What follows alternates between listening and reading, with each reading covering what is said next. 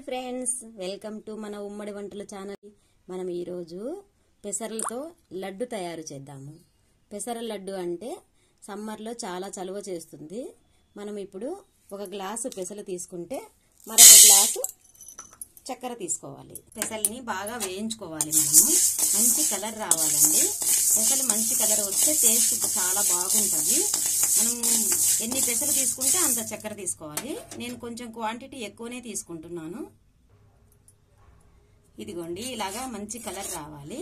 ఈ పెసలు బాగా కలర్ వచ్చిన తర్వాత మనం స్టవ్ ఆపేసి తర్వాత చల్లారి పెట్టుకోవాలి. చూసారా, మంచి కలర్ వచ్చాయి. మనము అంత డౌట్ ఉంటే కొంచెము నోట్లో వేసుకొని చూస్తే పచ్చి వాసన పోయిందా లేదా మనకు అర్థమవుతుంది. తర్వాత ఈ రెండింటిని కలిపి మిక్సీకి వేసుకోవచ్చు, లేదు ఏది సపరేట్ వేసుకోవచ్చు మిక్సీకి, మన ఇష్టం అది.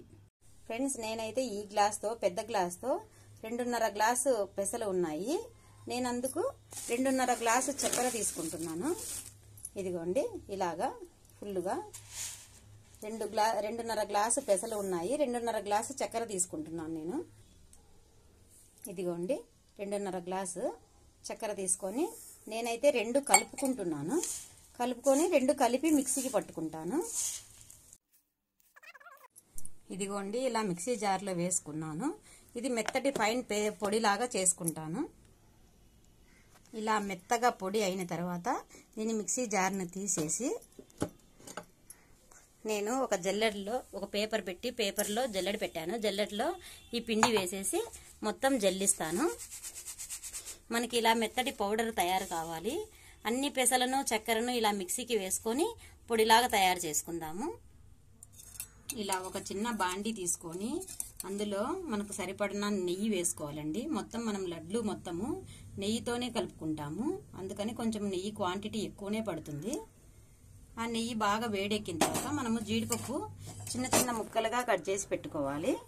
ఈ జీడిపప్పును మొత్తము అందులో ఫ్రై చేసుకోవాలి. ఇలా వేపుకున్న జీడిపప్పును మొత్తంని నెయ్యితో సహా ఈ పెసరపిండిలో వేసి మనము కలుపుకోవాలి. ఇది చాలా వేడిగా ఉంది కదా, మనం అందుకే స్పూన్తో కలుపుతున్నాము. నెయ్యిని, జీడిపప్పును మొత్తాన్ని ఇందులో వేసేయాలి. వేసేసి మనము గరిటెతోటి చిన్నగా కలుపుకోవాలి.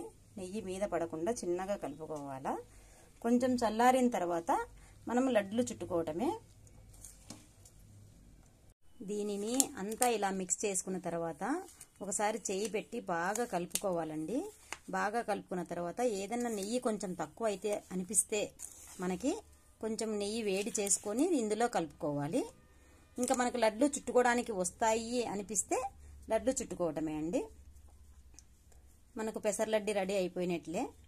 టేస్ట్ చూసి ఎలా ఉందో కామెంట్ చేయండి. ఈ ఎండల కాలంలో చాలా చలువ చేస్తుందండి. ఇది ఖచ్చితంగా చేసుకొని మీ కామెంట్ని మాకు తెలియచేయండి.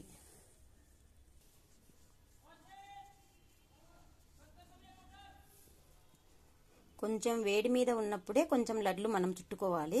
ఈ లడ్లు చుట్టుకోవడం వల్ల మనకు విరిగిపోకుండా ఉంటాయి. మనం డబ్బాలో వేసి నిల్వ చేసుకుంటే 1 మంత్ వరకు కూడా నిల్వ ఉంటాయండి. చాలా టేస్టీగా ఉంటాయి. మనం ఇందులో వాటర్ కలపలేదు కాబట్టి 1 మంత్ దాటినా కూడా మనకేం ప్రాబ్లం ఉండదు. ఇలా లడ్లను చుట్టుకొని డబ్బాలో స్టోర్ చేసుకోవటమే. మన పెసర లడ్లు రెడీ అయిపోయినాయి ఫ్రెండ్స్. ఎలా ఉన్నాయో చెప్పండి. లైక్ చేయండి, షేర్ చేయండి, కామెంట్ చేయండి. మన ఛానల్ని సబ్స్క్రైబ్ చేసుకోకపోతే సబ్స్క్రైబ్ చేసుకోండి. Bye friends.